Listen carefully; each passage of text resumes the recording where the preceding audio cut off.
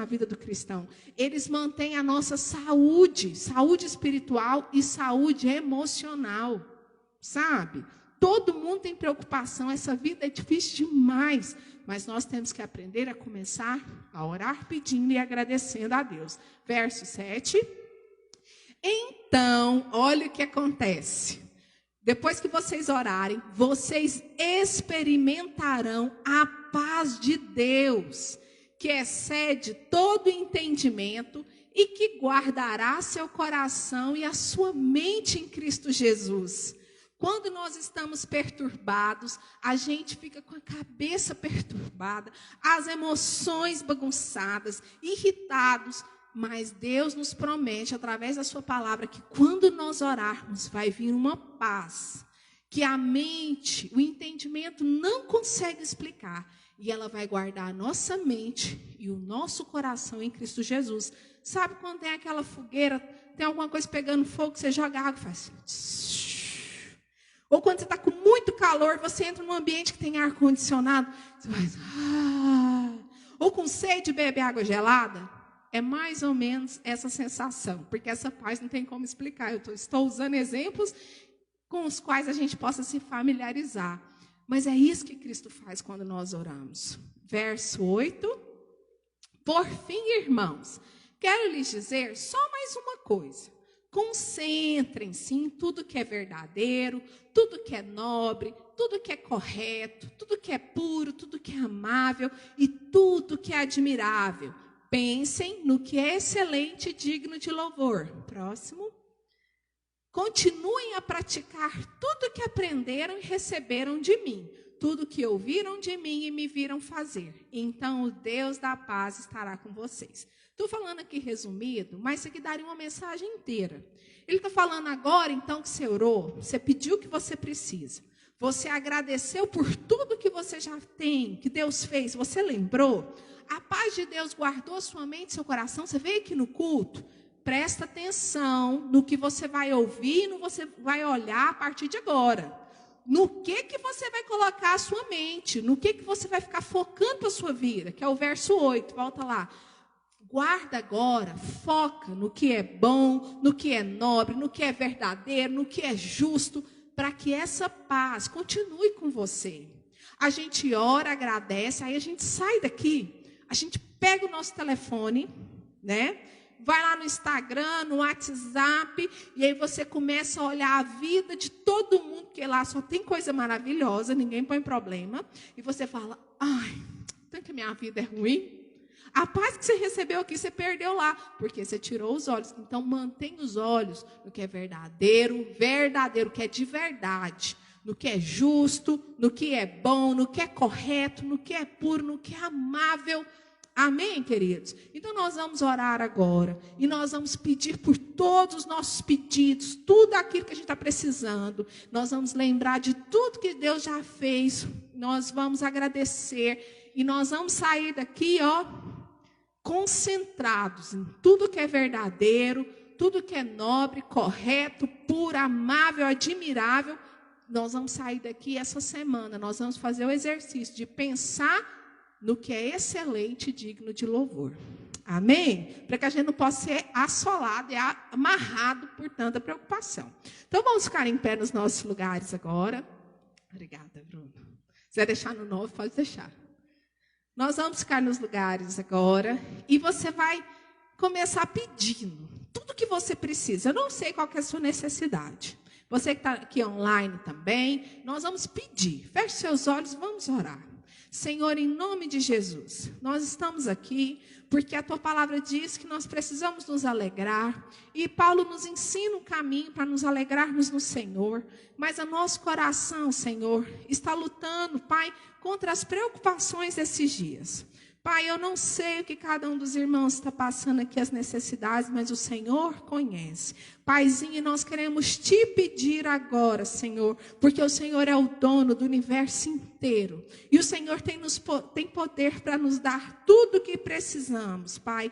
O Senhor tem poder, Pai, de nos dar além do que sonhamos, do que planejamos. Senhor, então eu quero pedir que o Senhor ouça cada pedido dos Teus filhos e filhas que estão aqui agora clamando ao Senhor. Senhor, clamando pelos doentes, clamando pelas emoções, clamando, Senhor, pela falta de dinheiro, oh Deus, pela falta do alimento. Senhor, são tantas faltas, Pai. E se há algum pedido que nós estamos pedindo aqui agora, que nós não precisamos, Deus, que o Senhor traga paz no nosso coração e arranque esse desejo. Se forem desejos malignos, pecaminosos, arranca do nosso coração, Senhor. Lava-nos com teu sangue, Senhor. Purifica a nossa mente, o nosso coração. Senhor, em nome de Jesus, ouça cada um dos pedidos dos teus filhos. Senhor, nós também queremos pedir que o teu Espírito Santo nos lembre agora tudo que o Senhor fez por nós.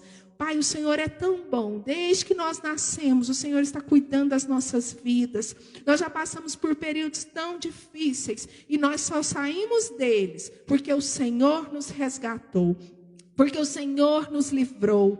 Que em nome de Jesus, o Espírito Santo traga a tua memória agora. Tudo que Ele fez por você, você possa agradecer. Fala, Pai, obrigada, porque o Senhor já fez isso na minha vida. Pai, eu te louvo, porque eu vi a mão do Senhor nessa situação. Comece a agradecer agora ao Senhor. Senhor, em nome de Jesus, Pai, ensina-nos, Pai, a vermos o Senhor na nossa história. Nós te louvamos, te agradecemos, porque o Senhor é um Deus bom, porque a nossa vida não é só de choro, Pai. O Senhor nos proporciona momentos de alegria, Senhor, de graça. O Senhor nos dá mais do que nós merecemos, Pai, e nós podemos te ver. Oh, Deus, muito obrigada. Senhor, agora eu quero te pedir que o Senhor guarde a nossa mente, o nosso coração com a sua paz, Deus. Que cada um que está aqui receba essa paz. Ajuda-nos a permanecermos concentrados no que é bom, no que é verdadeiro, no que é justo, Senhor, no que é correto.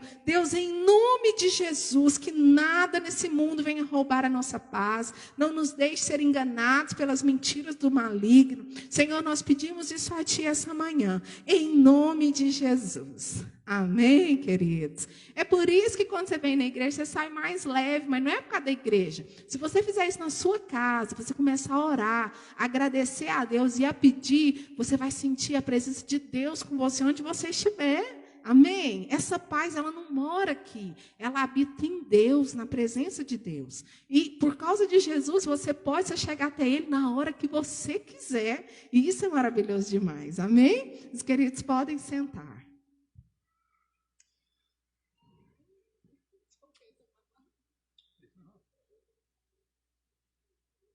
Não tem nada não. Bom dia, irmãos. Estamos nesses dias clamando muito, né? Os irmãos estejam orando pelo seu Adelino. Vou deixar aberto. Estejamos orando pelo seu Adelino, o padrasto da Cris, que teve internado, fez uma cirurgia. Graças a Deus passa bem. O seu Milton, que está no tratamento oncológico. E os irmãos que tiverem mais pedido de oração, mandem em particular para nós.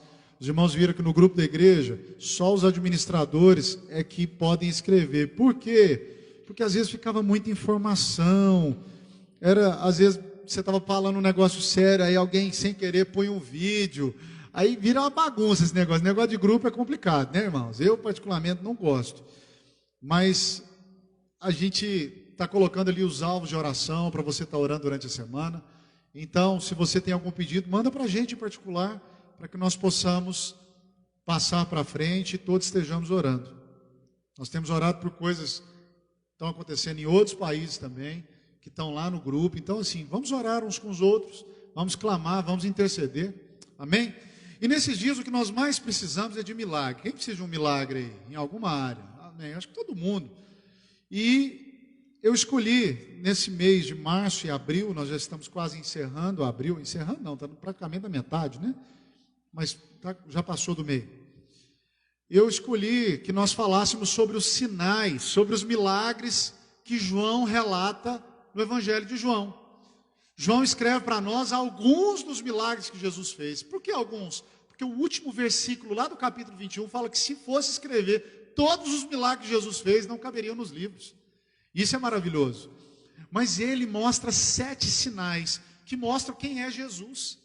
Que nós precisamos acreditar do jeito que está escrito ali. Nós precisamos acreditar que Jesus é Deus.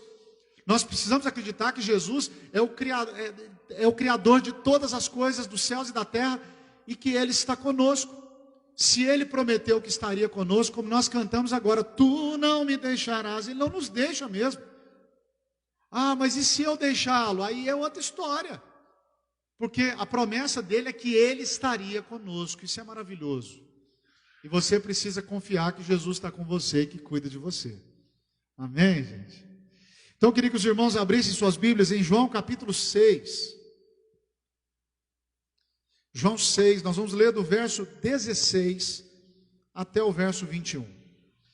É uma passagem que com certeza você já ouviu, algum sermão, você já ouviu pelo menos falar da história de quando Jesus anda sobre as águas.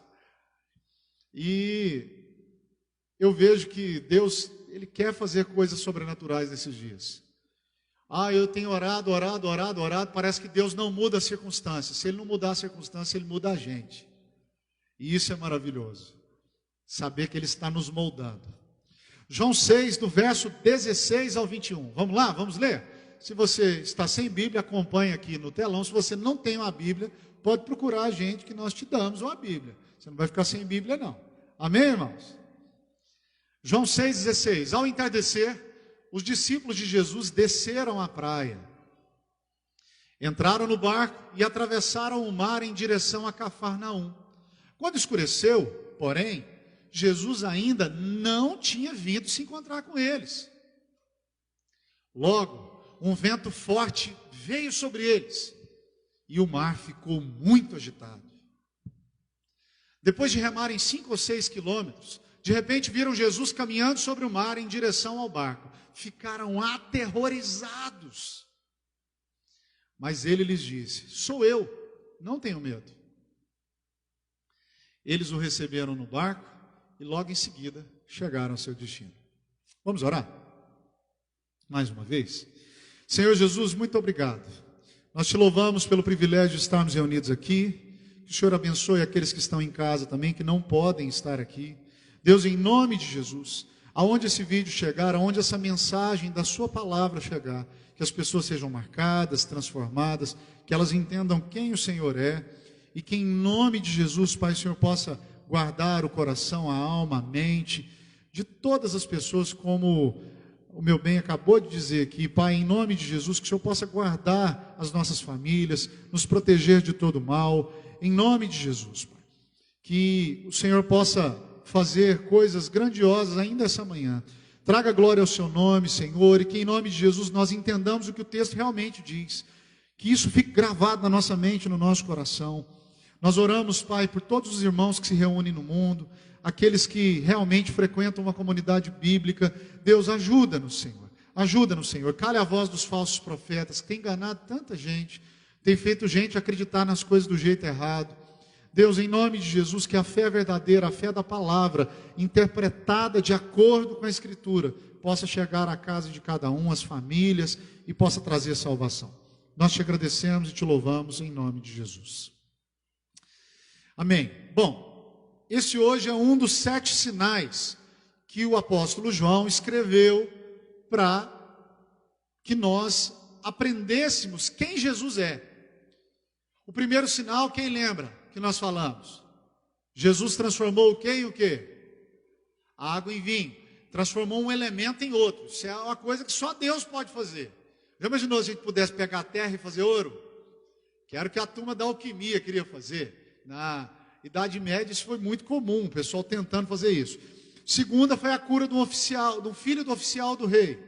Uma cura à distância. Jesus lançou uma palavra e o cidadão foi curado a 30 quilômetros. Eu acredito que você conheça alguém que está doente ou que passou por essa doença que nós estamos vivendo. Então, assim, a gente tem que pensar muito, muito, muito. E orar sempre para que Deus visite essas pessoas. Sabe, nós temos orado com as pessoas que os nomes estão ali no grupo, temos clamado, temos pedido ao Senhor, não temos declarado nada, porque esse negócio de declarar é o imposto de renda, até o final do mês agora. Ah, eu declaro a cura. Você não declara nada. Quem declara a cura é Deus. Ah, esse ano é até o final de maio. Ah, está explicado. Por isso que os contadores estão mais tranquilos, né? Terceiro sinal, Foi o paralítico do tanque de Betesda, que foi curado, o cara estava lá, a miséria da humanidade representada naquele homem, na beira de um poço, de uma piscina ali, e Jesus fala: você quer ser curado? Ele fala: eu quero, mas não tem ninguém que me empurra quando a água é agitada. Eles acreditavam numa mística lá, que se a água agitasse, quem pulasse primeiro era curado. Mas Jesus o cura, mas aquele homem não se rende a Jesus, para mostrar que nem sempre, quando alguém é tocado por Jesus, ou tem um contato com Jesus, é salvo. Aquele homem não quis saber de Jesus, muito pelo contrário, ele ficou do lado dos religiosos. O quarto, que foi semana passada, a multiplicação de pães e peixes, que talvez foi o mais sensacional, visível, porque a multidão viu pão multiplicando, então foi algo muito louco. E hoje Jesus anda sobre as águas, logo após o milagre da multiplicação. A gente vai ver isso em Marcos capítulo 6 também, em Mateus 14, que são os textos paralelos com o Evangelho de João. Então eu vou citar alguns paralelos. Mas esse texto é dividido em 4 partes. A primeira parte, o verso 16 e 17, fala que os discípulos entram no barco e vão pelo mar de Tiberíades, que era uma espécie de lago, mas era chamado de mar. Eles vão atravessar até chegar em Betsaida. Eles haviam combinado isso com Jesus. Verso 18, a segunda parte, tem um relato da tempestade. Vem a tempestade. E eu sei que talvez você está enfrentando uma tempestade nesse momento. Muita gente tem enfrentado tempestade, seja na saúde, seja nas finanças, seja no trabalho, seja no casamento. Ontem nós estávamos atendendo uma família com tempestade no casamento. E tudo por telefone, porque eles moram bem distantes da gente. E essa é a segunda parte. A terceira parte, Jesus vem caminhando sobre as águas, versos 19 e 20. Eles ficam muito assustados, e com razão, porque não é comum você ver uma pessoa andando sobre a água. Ah, mas sobre o gelo pode andar. Nós estamos falando água, nós não estamos falando na água em outro estado, né? E o verso 21 é a quarta parte, que é como Jesus chega e ele chega em paz no destino. A coisa que a gente mais quer é que Jesus esteja conosco para a gente chegar em paz nos lugares, amém, gente? Se tem uma coisa que a gente está buscando é paz. Tanto que esse texto que a pastora acabou de falar de Filipenses 4, ele fala exatamente sobre isso. Vencer a ansiedade e alcançar a paz que a gente tanto precisa. Então vamos para a primeira parte. Os discípulos entram no barco e estão indo para Cafarnaum. Eles haviam combinado com Jesus. Ao entardecer, verso 16, os discípulos de Jesus desceram à praia. Verso 17, entraram no barco e atravessaram na direção de Cafarnaum. Quando escureceu, porém, Jesus ainda não tinha vindo encontrar com eles. Jesus não tinha encontrado com eles ainda. Jesus tinha feito a multiplicação de pães e peixes. O povo ficou tão apaixonado no milagre, falou: vamos fazer dele rei. Queriam proclamar Jesus rei na hora. Imagine, acontece esse sinal, o pessoal falou: não, nós vamos fazer dele rei agora. Jesus, sai e vai orar sozinho, vai para o monte orar. Ele sobe sozinho para orar. Jesus sabia que o reinado dele não era aqui, que era algo espiritual. Eles queriam fazer de Jesus um revolucionário para lutar contra o Império Romano. O povo de Deus, os judeus, eles eram escravos do Império Romano, pagavam impostos altos. E eles queriam: se tem um homem para nos dar comida, vamos meter o pé na porta aí, vamos fazer uma revolução. Mas aí Jesus, sabendo a intenção deles, verso 15, desapareceu, sumiu. E já combinou com Jesus. Com os discípulos. Jesus combina com os discípulos. Olha, ele se afasta para orar, volta e combina. Fala: entra no barco aí, você vai ver isso em Marcos 6. Entra no barco, vão para Cafarnaum que eu vou encontrar com vocês. Talvez você pensasse assim: Jesus já estava avisando que ia fazer um milagre. Sim, porque como que eles entram no barco e saem da margem? Na realidade eles ficaram navegando ao redor, ali bem próximo. Mas aí eles estavam aguardando Jesus. E Jesus estava lá orando, olhando para eles. A gente vai ver isso em Marcos 6 também, que ele estava lá do monte, olhando para eles. Mas eles começam a navegar. E começa a escurecer. Verso 17, começa a escurecer, Jesus ainda não veio. Eles estavam chegando em Betsaida, nessa região de Cafarnaum, e Jesus não tinha vindo. Jesus estava em oração, mas estava acompanhando tudo de longe. Mateus e Marcos vão dizer isso para nós. De repente vem uma tempestade, verso 18. Começa a acontecer um vento forte sobre eles. O mar ficou muito agitado. O texto não vai dizer que o mar ficou agitado. Ele ficou muito agitado. O mar balançou. E de repente, o vento começou a jogar eles para o meio do lago. A gente vai ver que eles remaram cerca de 5, 6 quilômetros. Então começou a trazer para o meio do mar. Essa região é uma região mais profunda, onde tem muita tempestade, um encontro de ventos. É muito comum nessa região. Até hoje, se você está nesse lugar, começa uma ventania, o pessoal fala assim, ó, não entra no barco, fica na praia e espera, porque se for para lá pode acontecer um desastre. Então todo mundo já sabe, esse lugar é um lugar muito abaixo do nível do mar, parece uma panela. Então é como se o ar entrasse, a água entrasse e causasse uma tempestade bem no meio. Isso é normal acontecer lá. Quando os discípulos saíram, o mar devia estar tranquilinho, eles eram pescadores, estava todo mundo de boa, conhecendo tudo. De repente vem o vento.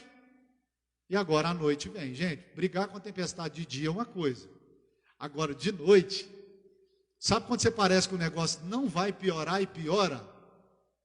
Quando você pensa assim, a vida é uma caixinha de surpresa. A gente estava falando de Joseph Klimber, né?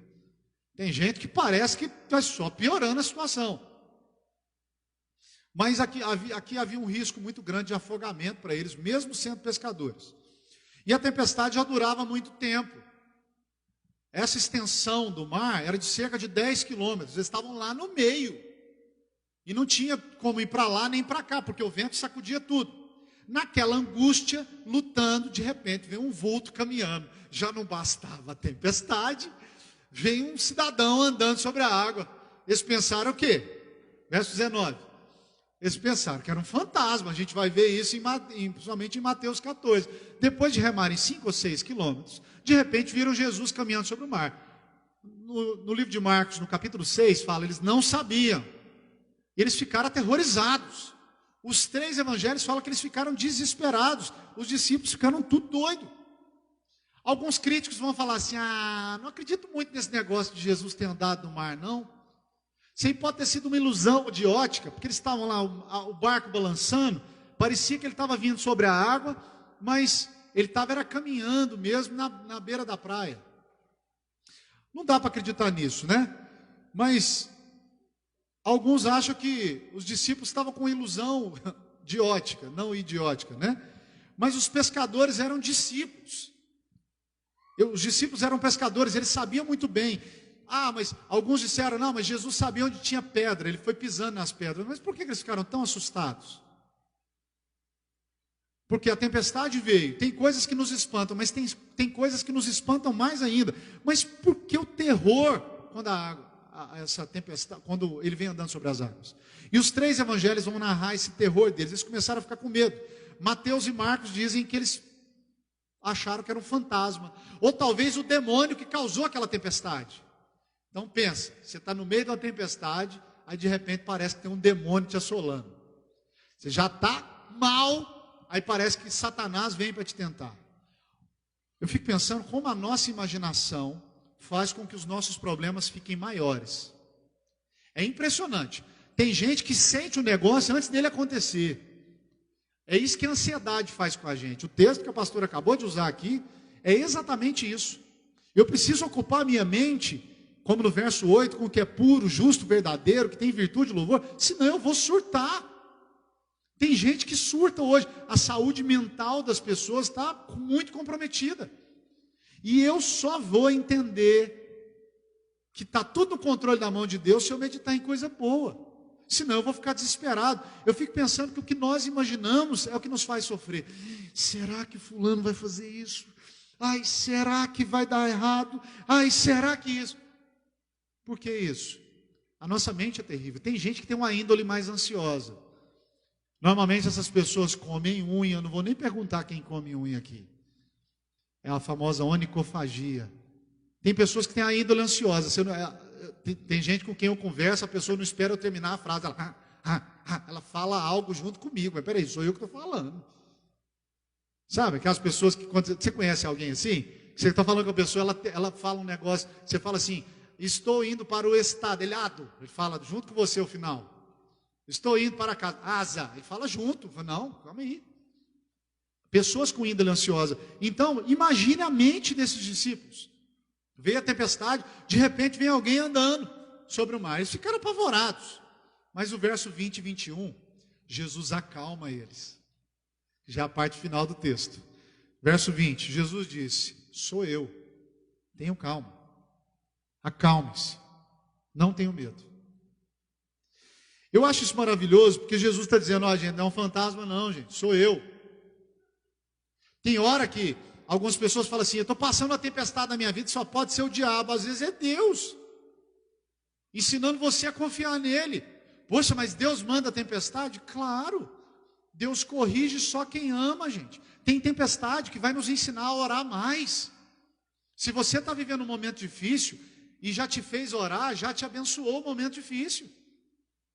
Porque se está tudo bem, a gente fica de boa, gente, desculpa. Se você tivesse com muito dinheiro, com muita coisa, você não estaria aqui. Nós não estaríamos aqui.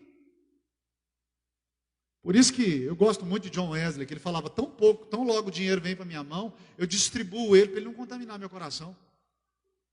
Porque ele, naquele tempo, John Wesley ia pregando nos lugares, as pessoas iam dar coisas para ele, dava em ouro. Imagina você receber uma pepita de ouro. Você tem que desfazer daquele trem ali. Ou vão tentar te matar, ou você vai achar que ficou rico, né? E vai começar a tratar as pessoas diferente. Então Jesus fala para eles, não tenham medo. E eles agora com o coração tranquilo, recebem Jesus no barco. Verso 21. E logo a tempestade cessa, imediatamente. Receberam Jesus no barco, chegaram no destino. Você vai ver no Evangelho de Marcos e de Mateus, falando que acabou a tempestade. Possivelmente outro milagre. O cara pisa no barco, desligar a tempestade, mas ele é o Todo-Poderoso. Então esse é o quinto milagre que João registra, chamado de sinal, apontando para Jesus. Mas o que eu aprendo? Qual a razão de Jesus fazer esse prodígio? Primeira coisa que eu aprendo, eu vou ser bem sucinto. Primeiro, o Senhor Jesus intervém na hora que ele acha certo. Como assim? Não de acordo com o que eu quero. O meu relógio é diferente do relógio de Deus. Deus faz a coisa na hora que Ele quer. Ah, mas se eu orar, Ele vai fazer mais rápido. Ok, mas Ele já sabia a hora que Ele ia fazer. Ele não fez porque você orou, Ele fez porque era a vontade dEle, e você orou a vontade dEle. Entendeu o que eu estou falando? A gente acha que pode mudar Deus. Ah, eu vou orar e Deus vai mudar. Deixa eu falar um negócio para vocês. Se a nossa oração pudesse mudar a vontade de Deus, ela seria a coisa mais maligna que poderia existir. A vontade de Deus é boa, perfeita e agradável. Eu oro e Deus muda a vontade dele. Então, se dependesse dos discípulos, Jesus tinha vindo na hora que bateu o primeiro ventinho. Eles estavam procurando, cadê Jesus? Ele não vem. Quem escreveu isso foi João. João estava dentro desse barco, gente. João estava assim, ó, escureceu, o cara não chega. Cadê ele? Ó, o barco de Jesus. O senhor não está vendo, não? Provavelmente clamaram a Deus e nada aconteceu. Mas Jesus estava no controle o tempo todo. No Evangelho de Marcos mostra que ele estava lá no monte, vendo o barco balançando. Ah, então quer dizer que Deus deixa o nosso barco balançar? Aham. Eu gosto muito de um texto de Deuteronômio capítulo 8 que fala, eu te pus no deserto para ver onde estava o seu coração. Tem desertos que você vai passar para Deus ver onde é que está o seu coração. Ele fez isso com o povo dele, não vai fazer com a gente? Mas Jesus achou que não era a hora de intervir. Ele esperou até que os discípulos ficaram perdidos, atemorizados, desesperados. Então ele se manifesta. Com cuidado, com amor, para mostrar que eles dependiam deles. Que todos eles dependiam dele. Então isso é uma lição muito importante para nós. Nós queremos que Deus nos atenda aqui e agora, mas não é na nossa hora. Mas tem hora que Ele atende. Tem um outro texto que Jesus está dormindo no barco e vem a tempestade, mais uma tempestade. E os discípulos falam, Jesus, você não importa que a gente sofra, não? Você não ama a gente, não, Deus? O Senhor não me ama, não? Eu estou pedindo, o Senhor não faz. Tem gente que ora assim. Jesus levanta e fala para a tempestade assim, quieta. A tempestade para.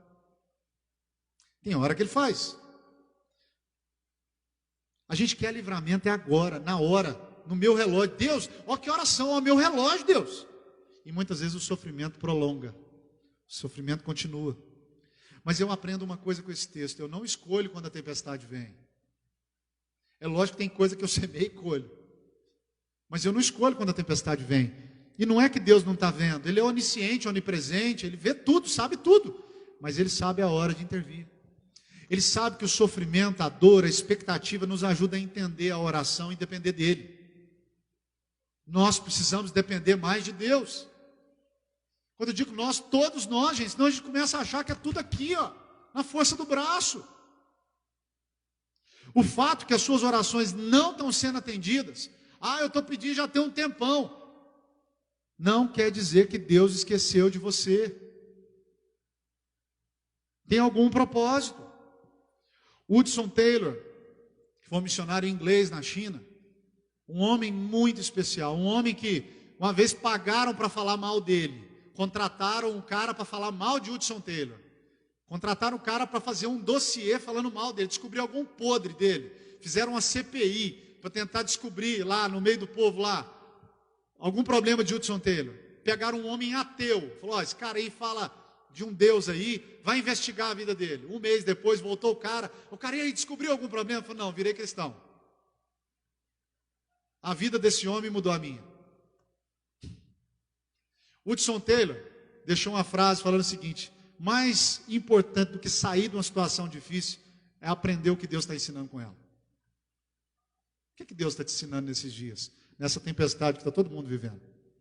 A gente cresce com isso, amadurece, isso nos ensina paciência, quebra o nosso orgulho, nos humilha. Tem gente que fala assim, eu acho que não é possível, Deus deve ter algo muito grande para mim. Não, Ele está querendo te humilhar, para você parar de pensar que é grande. Uma pessoa falou para mim isso outro dia, eu acho que Deus deve ter algo muito grande para mim, com tanto de luta que eu estou passando. Falei, é essa ótica grandiosa sobre si mesmo é que talvez Deus está trabalhando. Você não é tudo isso que você está pensando, não. E no tempo de Deus Ele vai vir, andando sobre as águas ou não. Então a primeira lição, Deus faz o que Ele quer na hora que Ele quer. Amém, irmãos? Ele intervém na hora que Ele sabe que precisa. Segunda lição, Ele é o Deus de Israel. O alvo desse texto é mostrar que Jesus é Deus. Todos os milagres são para isso. E esse milagre não foi para as multidões, foram para os discípulos. Gente, os discípulos já tinham visto Ele multiplicando pão, viram Ele curar à distância, viram Ele transformando água em vinho. Não tinha mais vinho na festa. Eles viram tudo, mas já tinham esquecido. Ao andar sobre o mar, Ele está dizendo, gente, vocês não estão entendendo que eu sou Deus? No Antigo Testamento, quem tinha domínio sobre o mar? Deus. Quem que abriu o Mar Vermelho? Deus. Quem que abriu o Rio Jordão? Deus. Quem que fez o mar acalmar no livro de Jonas, depois que jogaram o Jonas lá? Deus.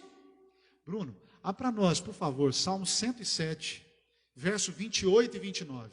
Esse é um texto para você guardar, colar lá na parede, para você entender o que Deus faz. Salmo 107, verso 28. Em sua aflição clamaram ao Senhor, e Ele os livrou dos sofrimentos. Próximo. Acalmou a tempestade e aquietou as ondas. Quem acalma a tempestade é Deus. Não adianta você buscar artifício no banco, não é a pessoa. Nós estávamos dizendo isso ontem para o casal que está passando um problema. Não adianta você procurar esperança no outro. A esperança está em Deus. Os marinheiros na angústia clamaram a Deus e Ele acalma o mar. Nessa situação aí. Então, Jesus está dizendo para os discípulos, quem vocês acham que eu sou? Ele vem andando sobre as águas. Quem vocês conhecem nas Escrituras que tem domínio sobre o mar? O Criador dos céus e da terra. Esse milagre mostra que Jesus é Deus, que Ele controla a natureza, que Ele instituiu leis e que Ele não se sujeita a essas leis. Como assim? Pega um objeto pesado e joga na água. O que vai acontecer? Vai afundar na mesma hora. Mas Jesus caminha sobre as águas para mostrar que Ele é Deus, que Ele está acima de tudo isso. Então o alvo é mostrar a divindade de Jesus. Mateus 14, Bruno, por favor, verso 33. O Evangelho de Mateus vai falar que eles adoraram Jesus quando isso aconteceu. Então os discípulos o adoraram e exclamaram, de fato o Senhor é o Filho de Deus. Adoraram Ele. Gente, os judeus são monoteístas. O que é isso? Eles só adoram um Deus. O Deus do Antigo Testamento, o Deus de Abraão, Isaac e Jacó. Eles adoraram Ele. Um judeu só se curva diante de Deus. A gente vai ver que Daniel não quis se curvar diante da estátua do rei Nabucodonosor. Não quis se curvar diante da estátua, falar, vai morrer, mas eles não se curvam. Então, segunda lição desse texto, Jesus é Deus. Terceira lição, Jesus nos ensina a não temer. Verso 20 de João 6. Jesus diz para eles: sou eu, não tenham medo. Essa palavra no grego é a mesma que Jesus disse para Moisés. Moisés falou: o que eu vou dizer para eles quando perguntarem quem é o Senhor? Lembra da sarça ardente? Aparece um arbusto pegando fogo e não consome. Aí ele fala: olha, eu vou fazer isso, isso e isso. Deus fala para Moisés. Ele fala: mas como é que eu vou dizer para eles? O que eu digo? Ele falou: fala para eles que eu sou. A mesma palavra no grego, Jesus repete. E João fala isso várias vezes. Eu sou o caminho, a verdade e a vida, que Jesus disse. Eu sou o pão da vida. Eu sou o pão vivo que desceu do céu. Eu sou a luz do mundo. Mas aqui a primeira expressão que aparece do eu sou é aqui. Jesus está dizendo: eu sou o Deus que apareceu para Moisés. Lembra, aquele cara lá que vocês estão acreditando neles há muitos anos, veio de geração em geração. Sim, eu sou aquele Deus, eu sou Yahvé. Eu sou, Deus está dizendo. Jesus está dizendo através de João. Jesus estava se identificando com Deus do Antigo Testamento para eles acordarem. O Deus da aliança, o Deus de Abraão, Isaac e Jacó. Então ele fala: não tenham medo. Por que eu não tenho medo? Eu transformei a água em vinho, gente. Não tenham medo, eu curei um cidadão à distância. Não tenham medo, eu curei um paralítico que estava há 38 anos na beira de um tanque. Não tenham medo, eu multipliquei pães e peixes. Aí eu pergunto: por que nós não podemos ter medo? Se eu sei que Jesus é Deus, eu não vou ter medo de mais nada. Eu sei que Ele está comigo. Eu sei que Ele é o Criador dos céus e da terra, que Ele tem todo o poder nos céus e na terra. Eu sei que Ele me vê, que Ele cuida de mim e que na hora certa Ele vai me socorrer. Eu sei.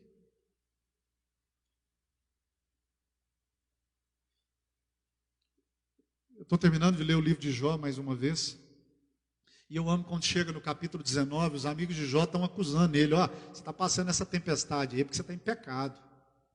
E Jó o tempo todo fala: gente, eu sempre busquei servir Deus com todo o meu coração. Aquilo era uma provação que Deus permitiu na vida dele. Mas Jó diz: eu sei que o meu Redentor vive e por fim se levantará sobre a terra. Na hora certa, Deus vai fazer o que tem que fazer. Na hora certa, Deus fez com que os amigos de Jó fossem até ele, Jó orasse por eles. E Deus restaurou, dando o dobro de tudo que ele tinha. Então agora eu vou cantar restituir para ter o dobro. Não, nem isso não. A única coisa que nós temos direito é ao inferno. Mas Ele vai te tirar da tempestade. Muitas são as aflições de um justo, mas o Senhor as livra de todas elas. Talvez Ele não fez ainda, mas Ele vai fazer. Então Jesus está dizendo, Ele vem andando sobre as águas e fala: sou eu, não tenho medo.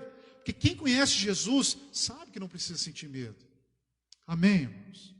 E eu quero fazer 3 aplicações para a gente terminar. Primeiro, a nossa incredulidade e a pessoa de Jesus.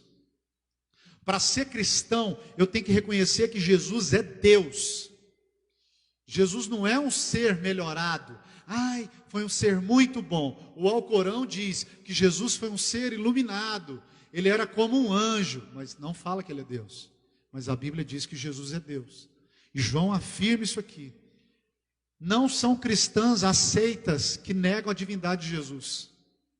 A gente vê isso em Testemunho de Jeová, os Mormons.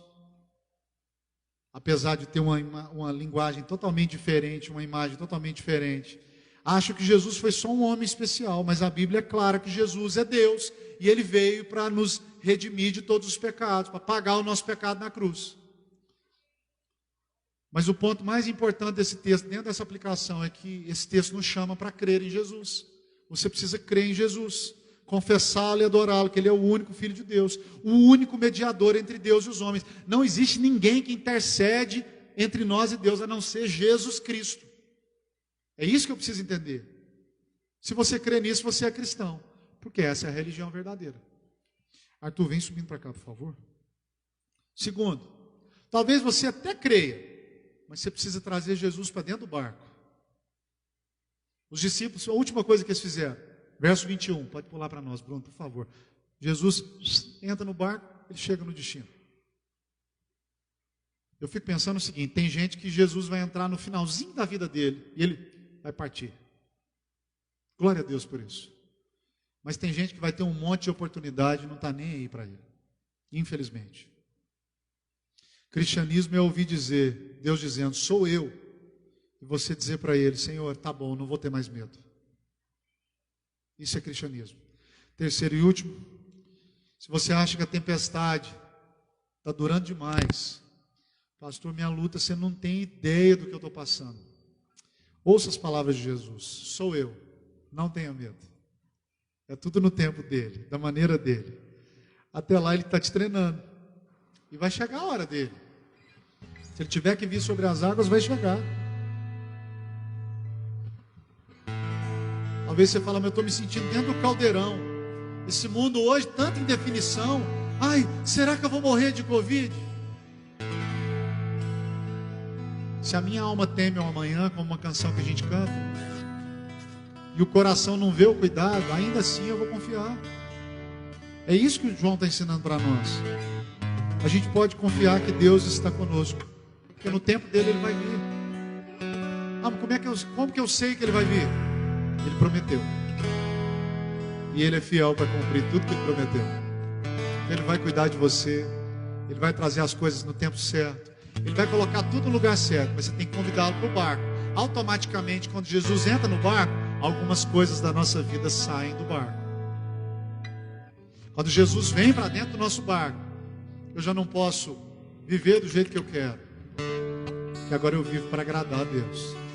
Amém? Vamos orar? Fique de pé no seu lugar, por favor.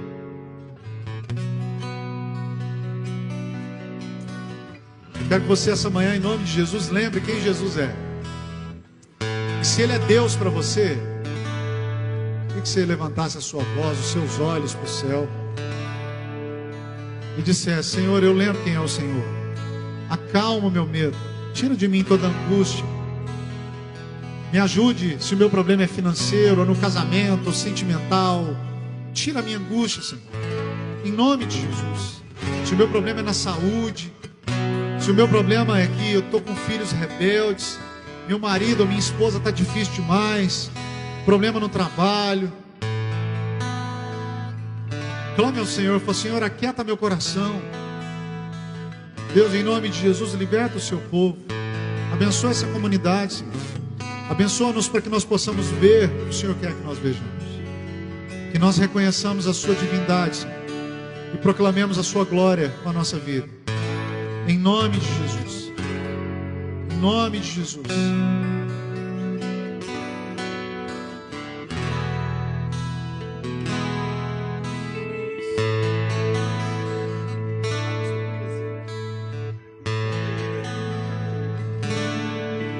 Me ensine a esperar seu tempo.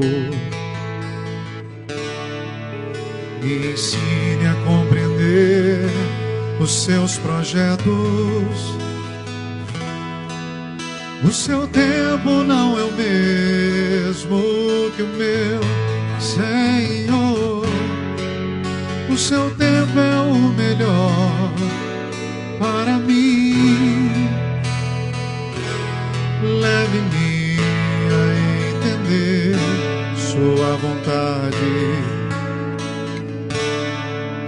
Eu não quero seguir meus próprios planos, nem ouvir meu enganoso coração, nem seguir minha vontade, Senhor. Quero viver sua vontade pra mim. Vontade boa, agradável e perfeita.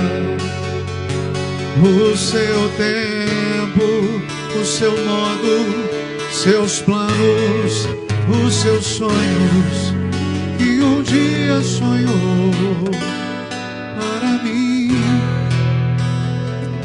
Quando eu fiz essa canção, nós tínhamos acabado de perder um bebê. E a pastora tinha escrito num papel: Deus, me ajuda a entender seu tempo, me ajuda a entender os seus projetos. O seu tempo não é o mesmo que o meu. Eu peguei aquilo e fiz essa canção. Eu fico pensando, talvez você me pergunte assim, você passaria por tudo de novo? Por todo o sofrimento passaria? Se Jesus falasse assim, ó, vou voltar no tempo, você vai passar por tudo de novo. Você vai ter a sensação 2 vezes. Eu passaria por tudo de novo. Porque eu sei que essas tempestades me amadureceram tanto. Nós nunca vimos um tempo em que Deus cuidou da gente, parecendo que estava segurando para todo lugar. E uma paz tremenda, porque a gente chegava do hospital e ia dormir. Nada roubava o nosso sono. Então, nós precisamos aprender que as tempestades vêm. E se nós não tivéssemos com alegria aceitado isso e continuado, nós não teríamos as 2 pequenas. Então a tempestade vem e vai. E Ele sabe a hora que Ele vai acalmar a tempestade. Talvez você precise dizer essa palavra para alguém essa semana. Tantas pessoas têm nos procurado. Talvez você vai encontrar um amigo que está passando um momento difícil. Vai falar, meu irmão, aguenta firme. A promessa de Jesus é que estará conosco. Amém? Que a graça do nosso Senhor e Salvador Jesus Cristo, o amor do Pai, a comunhão e as consolações do Espírito Santo encham sua casa e a sua família. Que você tenha a melhor semana da sua vida em nome de Jesus. Amém? Deus abençoe os irmãos. Queria muito pedir que todos se abraçassem, mas nós não podemos. Então abraço quem veio com você. Deus te abençoe. Ótima semana. Hoje às 20 horas temos live normal. Terça-feira também às 19 horas. Sábado, Conexão Jovem aqui às 19 horas também. E domingo que vem, se Deus quiser, estaremos aqui às 9h30. Deus abençoe. Ótima semana.